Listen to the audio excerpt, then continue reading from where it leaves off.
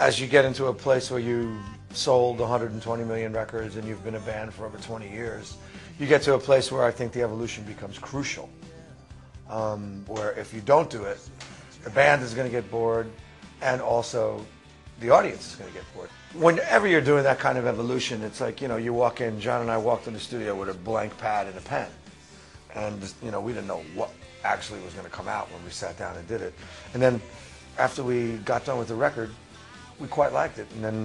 But then when you lay it on the public, what happens is all of a sudden it's like taking a grenade, pulling the pin, throwing it, closing your eyes and putting your fingers in your ears and see what happens. And then luckily this one went to #1 in 16 or 17 countries. You've recently described live gigs as being like sex. Can you elaborate a little bit more on that for me? Well, look, if I was sitting in my hotel room by myself, you wouldn't find me doing it. But the fact that I am doing it with someone else, as a matter of fact, I'm doing it with at least 20,000 or 30,000 people, new people every night in a different city, it's like sex. It makes it exciting. Like I said, if I was sitting in my room doing it by myself, that gets a little boring. It's called masturbation. That's boring. But if you're doing it with somebody else that's reciprocating the act and reciprocating the contact, it becomes exciting. How do you deal with constantly being tabloid fodder?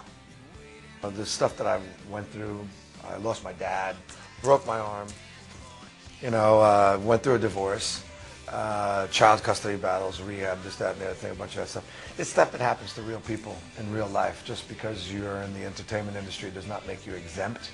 So the best way to deal with it is almost not to deal with it, and just say, hey, look, this is what happens, and unfortunately it's a part of my life that I have to do it. But nobody should be crying for me. My life is pretty damn good. I recommend being a rock and roll star to anybody. It's good work if you can get it.